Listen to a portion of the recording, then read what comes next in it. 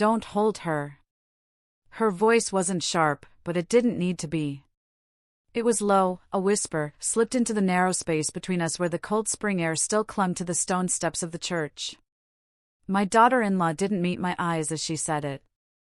She tilted her face toward the crowd dispersing onto the sidewalk, her smile still fixed for the sake of the relatives who lingered with cameras and congratulations. But the words were meant for me. I froze, the folded blanket in my arms suddenly heavier than it should have been. The baby was only a few feet away, cradled by her mother's arm as the pastor posed for a photograph. I had brought that blanket from my house, tucked into my purse earlier that morning, carefully ironed so that it looked fresh. A little gift, not wrapped with paper, but with my own care. I had hoped, foolishly, maybe, that it would be the one thing the baby rested against as we gathered after the baptism.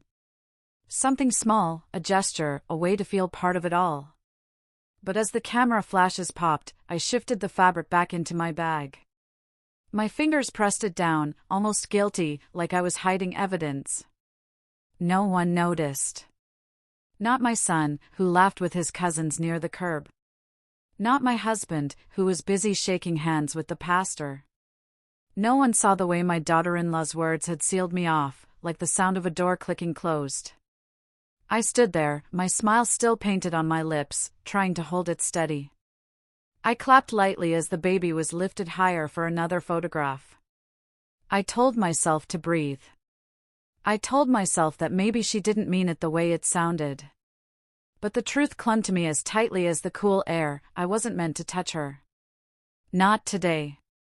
Maybe not ever. It is strange, the way exclusion doesn't roar but whispers. It arrives in the smallest of words, quiet enough that no one else can hear, yet sharp enough to slice through the whole of you. I had not expected to be told directly, not after months of subtle looks, half-answers, and avoided moments. But here it was, spoken plainly, even if no one else caught it. On the church steps after the baptism, I felt the ground tilt beneath me. I kept standing there, nodding to people as they passed, my hands restless inside my purse. I remembered the mornings I had rocked my own son in a chair not so far from where we now lived. I remembered how his tiny fists had clutched at my shirt, how I had whispered lullabies when he was sick, how I had prayed over him when he was baptized decades earlier. In those days, no one had told me not to hold him. In fact, I had been the one everyone turned to, the steady pair of hands, the comfort when the baby cried. I was the mother. Now I was the grandmother no one trusted enough to hold her grandchild. As the family group began to walk toward the cars, I felt my husband's hand touch my elbow lightly. Come on, he said, as if nothing had happened. And to him, nothing had. He hadn't heard. He hadn't seen the way my daughter-in-law's body stiffened near me, the way her arm angled so the baby stayed close to her chest and not within my reach. I smiled again, because smiling was easier than explaining. Smiling meant no one asked if I was all right. And I told myself I could make peace with it, that it was only one moment, only one day. But the ache in my chest told me otherwise. We drove home later, the silence of the car filled with the hum of the highway. My husband talked about the service, about how beautiful the hymns had sounded.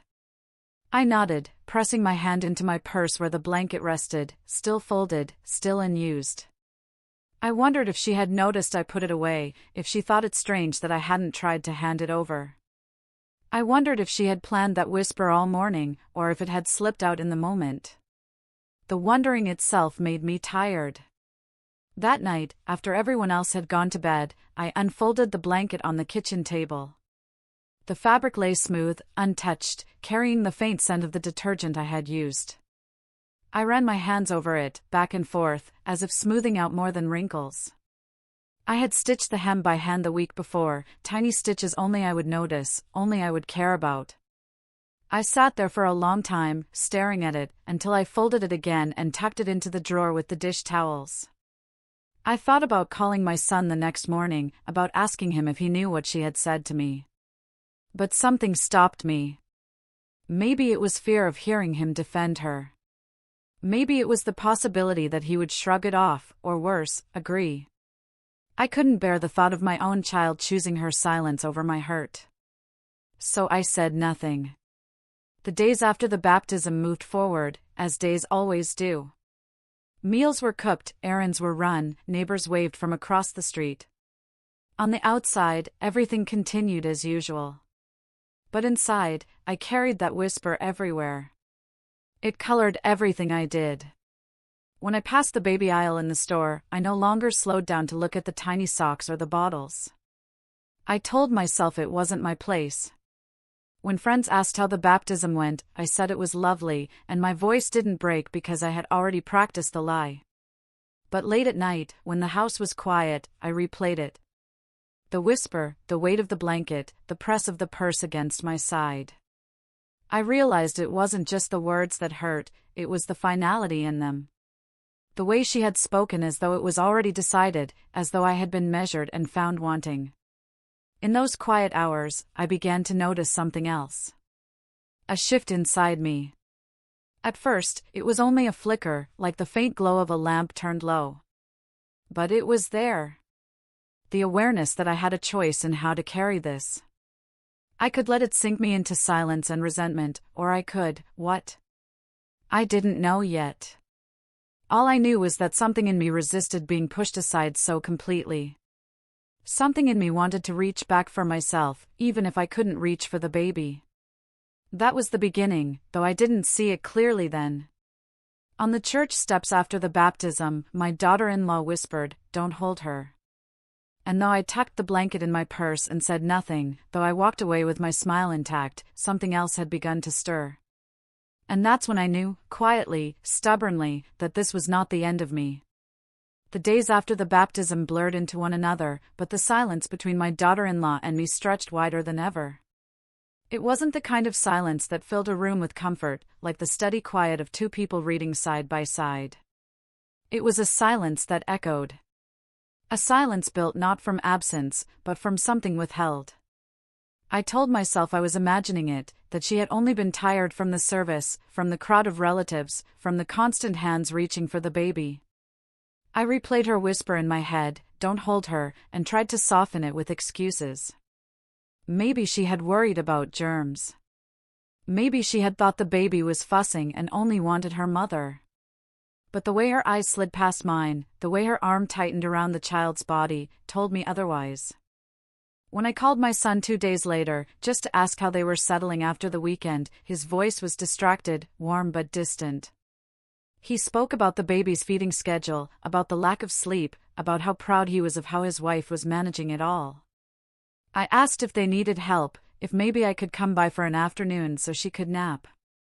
There was a pause, and then he said, "We've got it covered, Mom. Don't worry." It was such a simple thing. A son reassuring his mother. But underneath, I felt the same quiet wall being built, brick by brick. He didn't ask me to come. He didn't offer a time. He didn't say, "She'd love that." Just, "We've got it covered." And so I hung up the phone with a polite goodbye and an ache that spread like cold water through me. I began to notice the small ways I was being edged out. A family group text with pictures of the baby that I wasn't included in until much later, after cousins and friends had already left their comments. Gatherings where I was told after the fact, as though it hadn't occurred to anyone that I might want to be there. Moments where my offers of help were gently declined, again and again, until I stopped offering. It was not loud, this exclusion. It was not cruel on the surface. If you looked at it from the outside, you might even say they were just adjusting to parenthood, just managing their own household. But inside me, it felt deliberate. It felt like I was being taught a lesson in boundaries I had never crossed, a punishment for something unnamed. I tried to find comfort in the ordinary. I baked bread, kneading the dough until my arms ached, as though pressing out my frustration into the flour. I walked the same path through the neighborhood each morning, nodding to the same neighbors with the same tired smile. I tended the garden, though it was early spring and the soil still felt stubborn beneath my hands. These things grounded me, gave me shape when I felt like I was disappearing. But no matter how I filled my hours, the ache followed. At night, when I lay beside my husband in the dark, I would listen to his even breathing and wonder if he sensed any of it. When I hinted at my worry, he brushed it away. "She's just protective," he said once, turning over. "It'll pass." But what if it didn't? What if this was the beginning of something permanent? I thought back to the baptism day, to how I had tucked the blanket into my purse as if it were contraband. I remembered how heavy it felt, not just with fabric, but with all the love I had meant to give, love now pressed down and hidden. It struck me then that I was doing the same thing with myself. Folding myself smaller.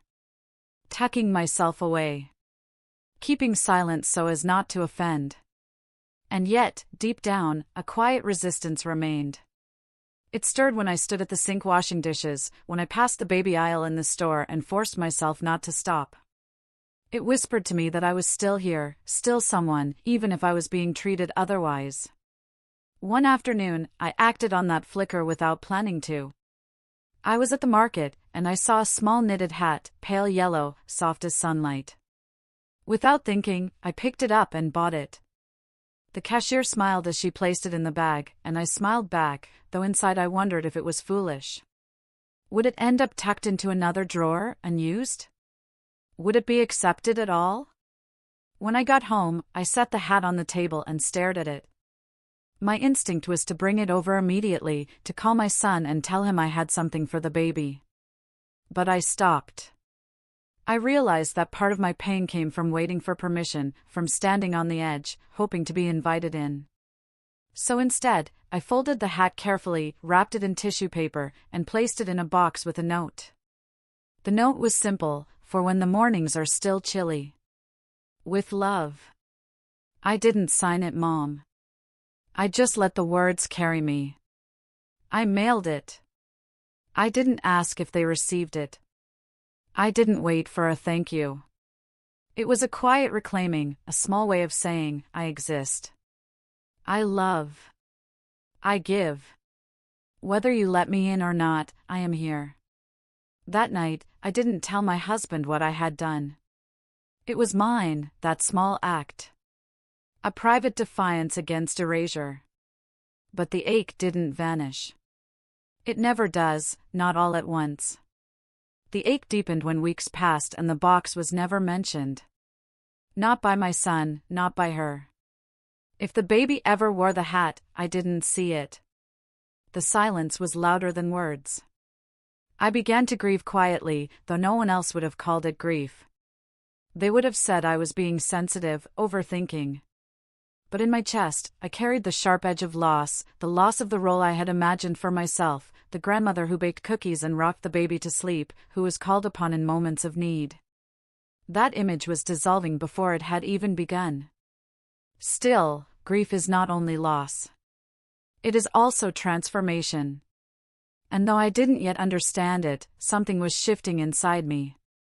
Each small rejection cut away at the illusion that my worth depended on their acceptance. Each silence carved out a space where, perhaps, I could begin to find another kind of voice. The turning point came unexpectedly. I was at church again, weeks later, sitting in the back pew during a quiet Wednesday service. The candles flickered, the hymns were softer than on Sundays, and only a handful of us had come. I sat with my hands folded, watching the light stretch across the floor, and I realized I hadn't prayed for myself in a long time. I always prayed for my family, for their health, for their happiness. But that night, I whispered a prayer not for them, but for me. "Help me remember who I am," I said. The words surprised me. They tasted strange in my mouth, but also necessary. I realized that was what I had been losing all along, not just access to the baby, but access to myself. I had been folding myself away, making myself smaller, forgetting the woman I had once been before whispers and exclusions. When I left the church that night, the air felt colder than when I had gone in, but I felt something warm flicker inside me. A seed of strength. It wasn't much. But it was mine. It was early summer when the family gathered again. My son and his wife hosted a small get-together at their home, nothing formal, just a barbecue to celebrate the season, an excuse to bring everyone together. I hadn't seen the baby in weeks, not since the baptism. I tried to quiet my anticipation, tried not to imagine the weight of her in my arms, the warmth of her cheek against mine. But as we drove over, my hands wouldn't stay still. I folded and unfolded a napkin in my lap, smoothing it flat until my husband chuckled gently and told me to relax. Their house was bright, filled with chatter and the scent of grilled meat wafting in from the yard. Cousins laughed, neighbors dropped by, children darted between the adults like sparrows. The baby was there too, in her mother's arms, dressed in a pink romper with tiny embroidered flowers. She looked sturdier than the last time I'd seen her, her eyes wide and curious, her fingers reaching for the necklace her mother wore. I stepped closer, smiling, my hands instinctively lifting. But my daughter-in-law turned just slightly, not abruptly, not rudely, just enough that the baby's body shifted away from me.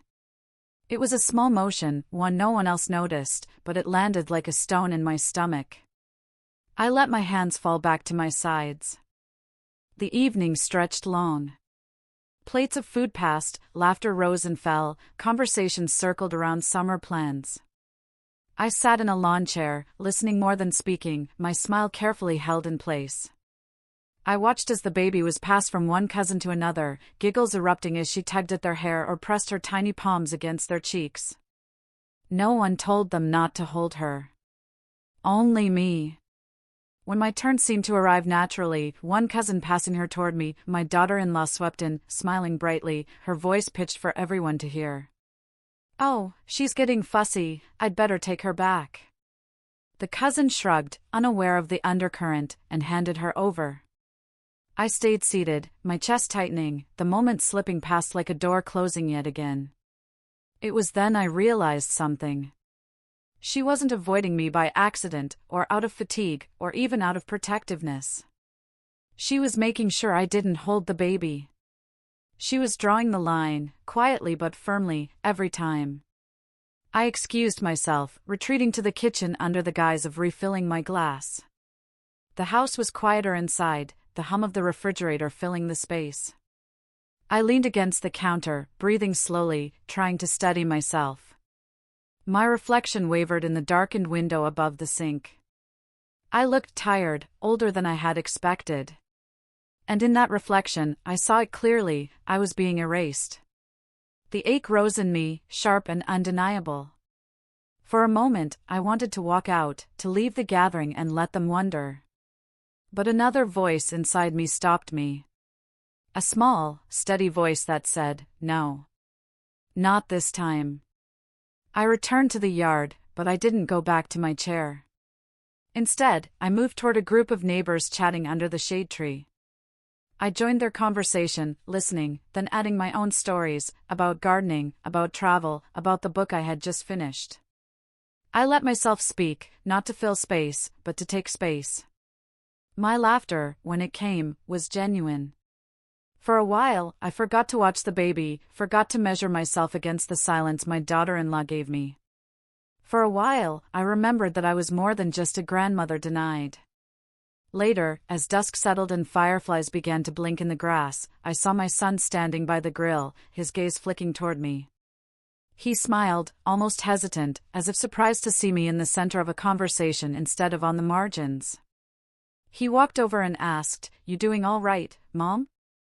I looked at him, at the boy who had once clung to me when thunderstorms rattled the windows, at the man who now stood tall and distracted, half present, half elsewhere.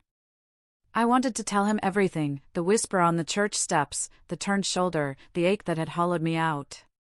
But I didn't. Not yet. "I'm fine," I said. And in a way, I was.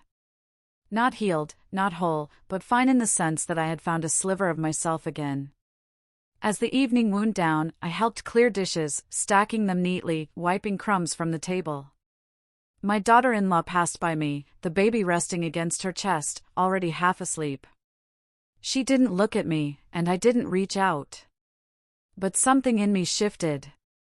For the first time, I didn't shrink from it. I didn't tuck myself smaller. I let the ache exist, but I didn't let it silence me. On the drive home, my husband remarked that it had been a lovely evening. I nodded, watching the road lights blur past. Lovely, yes. Painful, yes.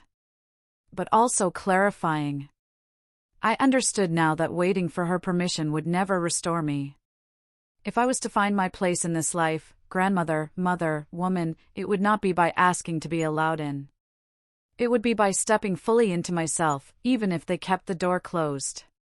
That night, lying in bed, I thought again of the prayer I had whispered in the quiet church weeks earlier, "Help me remember who I am." I felt the words settle in me, like an anchor. I was beginning to answer that prayer, not through her acceptance, but through my own stubborn presence. And for the first time since the baptism, I slept without dreaming of the blanket hidden in the drawer. A week after the barbecue, my sister texted me a photo she'd seen online, my daughter-in-law at the park, the baby grinning in the arms of a neighbor I didn't know. The neighbor's bracelets flashed in the sun, the baby's fingers were wrapped around one. Underneath, the caption said something about community and how grateful she was for the women who show up. I set the phone face down on the table and stared at the wood grain as if it might open and swallow the image. For a long minute I didn't move. Then I stood, went to the sink, turned on the tap, and let the water run until it was good and hot. I washed a single cup that was already clean. I dried it carefully with the dish towel from the drawer where the blanket lay folded like a secret I couldn't tell, and then I put the cup back where it had been. Nothing had changed. Everything had changed. I waited until the feeling loosened its grip on my chest and called my son. I asked if I could drop a casserole by. It wasn't a plea, it wasn't even a question, not really. It was a habit dressed as an offer. He hesitated and said he'd have to check with her. He called back 10 minutes later to say yes, but just leave it on the porch, I'll grab it if the baby's down. His voice tried to be kind and tidy at the same time. I baked the casserole anyway, stirring the sauce until it thickened, tasting and retasting to be sure it was right, covering the dish with foil and pressing the edges down so it wouldn't spill. When I arrived, the porch was swept clean, a row of tiny shoes by the door that weren't yet worn by anyone, a welcome mat that told me nothing. I set the dish down, rang the bell once, and stepped back. My daughter-in-law opened the door with the baby tucked into the curve of her shoulder. The child's hair had begun to curl behind her ear. For a blink, the old instinct lifted my arms without my permission. I wanted, with the force of breath, to reach and say nothing more than, "Look how you've grown." My daughter-in-law's eyes caught the movement, she shifted her grip and angled her body. "Thank you," she said, nodding toward the dish on the mat. "Please text next time before you stop by. The baby's schedule is delicate. And we're being careful about germs. Don't touch her hands." Her voice was even, the way you say a rule about shoes or pets or paint on the walls. I lowered my hands and said, "Of course." The baby pressed her face into her mother's sweater and made a small sound that was not a cry and not a laugh. The door closed with a soft click.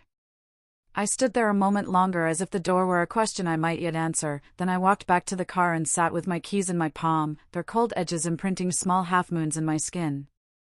That evening, my husband said maybe I should let it all cool down.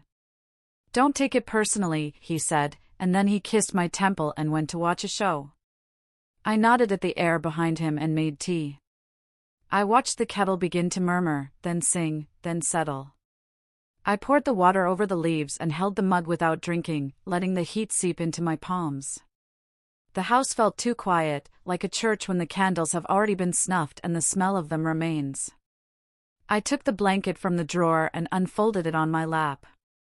The stitching I had made was straight in some places and crooked in others. I ran a finger along the wonky line and felt more tenderness for myself than shame. I folded the blanket again, but this time I didn't return it to the drawer. I laid it on the back of a chair, soft and visible. Days clicked forward. My son sent a photo of the baby's first tooth, framed by his thumb. I loved that thumb.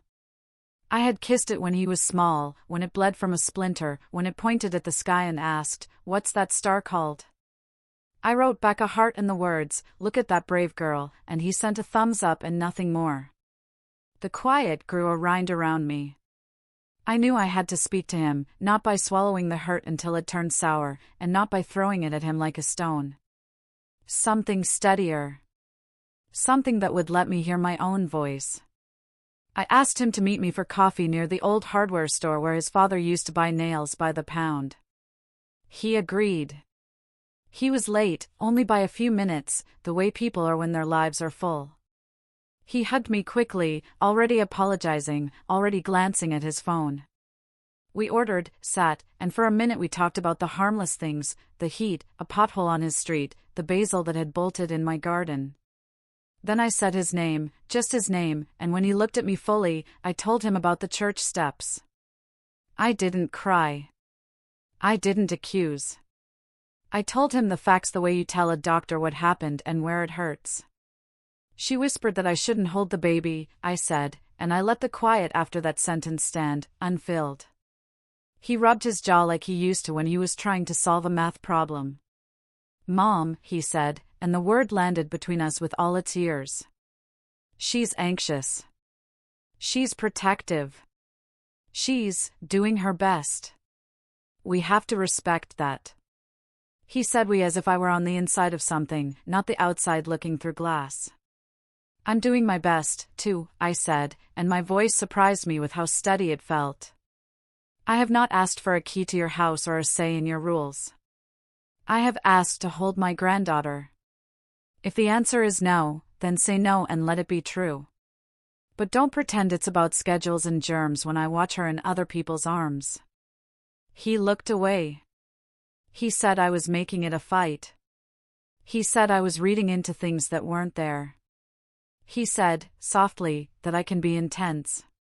I put my hand around my warm cup and let the heat remind me a body can be comforted while a heart is bruised. I will not beg you for a place in your life, I said finally. I will not stand on your porch with a dish in my hands and my hands folded. I love you, and I will be here. But I will stop knocking on a door that doesn't open. He started to protest, then stopped. We waited. A woman at the counter laughed at something the barista said, a spoon clinked in a glass. This isn't what I wanted, he said quietly, and he looked small for a second, no older than the boy who fell off his bike and refused to be carried home. Me either, I said. But here we are. We parted with a hug that felt like a bridge with missing planks. I walked slowly to the car. On the way, I passed a shop with scarves in the window. One was sky blue with a single stitched line that wandered, not careless, just honest about the turns it had taken. I walked in, tried it once around my neck, and caught sight of myself in a small mirror. I did not look younger. I did not look particularly strong. I looked like a woman who had decided to stop asking permission to be herself. I bought the scarf. The clerk wrapped it in tissue and slid it into a paper bag with creased handles. It goes with everything, she said. It goes with the sky, I said, and we both smiled. At home, I made a deliberate kind of order. I opened windows. I shook the crumbs out of the bread bin. I watered the geraniums that sulk unless you talk to them. I wrote a letter to my daughter-in-law in my best penmanship and did not send it. I wrote it for the part of me that still wanted to out-explain my way to acceptance. In the letter I told her I would not undermine her rules in her house, and I would not make a scene, and I would not keep score. I also told her I would no longer pretend I had not been hurt. I folded the letter and put it in the desk drawer with the rubber bands and spare buttons. Then I picked up the blanket from the chair and carried it to the car. There is a shelter 10 minutes away. Their front room smells like detergent and crayons and hope that keeps having to be laundered and hung up to dry. A young woman with tired eyes took the blanket from my hands and said, "Oh, perfect. We're short on clean ones today." She didn't ask for a story. I didn't explain. I drove home with the outline of where the blanket had been like a warm absence on my lap. I resisted the urge to cry because crying, for me, can become a way to avoid doing the next thing. The next thing, as it turned out, was not dramatic. I did not march to anyone's house, I did not declare a boundary on social media. I signed up for the nursery at church. It took a background check and a form where I filled in my full name and the addresses I had lived at for the past 7 years. It took a short training and a Saturday morning spent learning how to wipe down toys with a bleach solution and how to sing a song about washing hands that the toddlers liked because of the animal sounds. On the first Sunday, no one handed me a child. I stood by a cubby labeled Sparrows and tied a shoe and refilled a soap dispenser and told a little boy with grape jelly on his sleeve that his mother would be back soon. He believed me. I let the believing pass through me like light. Later, in my kitchen, I locked the back door the way I always do at dusk. I poured tea. I draped the sky blue scarf on the chair where the blanket had been. I texted my son a photo of the geraniums blooming the impossible coral they bloom every year, and he sent back, "Nice." The exchange did not bruise me. It did not heal me either. It was simply true. I stood there with my cup and felt the shape of my life press gently around me. Smaller than I had wanted, perhaps. But mine. That night, I dreamed not of doors, but of steps. Not the churches, the ones at the side of our house that lead to the garden. In the dream, I was sweeping them. The bristles caught leaves and bits of dirt and the small white stones the neighbors' children scatter when they lift the edge of their driveway for treasure. I swept down and then up again, and the broom made that soft shushing sound that reminds you sweeping is just a kind of breathing. I woke with the taste of it in my mouth, the calm of an ordinary task performed on my own ground. I lay still and listened to the house settle, to the distant bark of a dog, to my husband's sleep. I felt the line that had been drawn around me and knew I would not spend the rest of my days pushing my face against it. I could move within it. I could widen it in places where it gave. I could make a life that did not require an invitation. In the morning, the sky was the color of the scarf I had bought, clear and a little stubborn. I tied it loosely and stood on the back steps with my tea. Somewhere in town, my granddaughter was waking up. Somewhere, she was reaching for a thumb, a piece of hair, the morning light. I did not hold her. I held the railing, the warm cup, the day that had chosen to begin anyway. And when I was ready, I began with it. I used to think belonging meant being invited in. Being given a chair, a plate, a turn to hold the baby while others looked on and nodded with approval. For months, I had bent myself around that belief, waiting at thresholds, hoping for glances that softened, for words that welcomed. But as the summer wore on, I found myself less and less at their doors and more on my own steps, my own ground, and something in me began to shift. It wasn't a grand revelation. It came in pieces, in the rhythm of ordinary days. In the way I knelt to weed the garden and felt the sun warm the back of my neck. In the way a neighbor's child waved when she saw me carrying groceries in from the car. In the way the geraniums bloomed, as they always had, without anyone's permission. I realized I had been measuring my worth by a door that was not mine to open. And slowly, I began to see that belonging could be built elsewhere, even quietly, even imperfectly. One Sunday after service, a woman from church touched my arm and said she'd seen me in the nursery. She smiled and told me her son still hummed the silly hand-washing song I had taught the toddlers. "You're good with them," she said. The compliment was simple, but it landed somewhere deep. It reminded me of who I had been long before the baptism, who I still was, even now. Later that week, I baked a loaf of bread, the way I had done for years. Instead of tucking it into my own bread box, I carried it across the street to a widowed neighbor. She opened her door with surprise, then joy. We sat at her table and buttered thick slices while she told me stories of her late husband, her voice catching and then softening again. For the first time in a long while, I felt useful.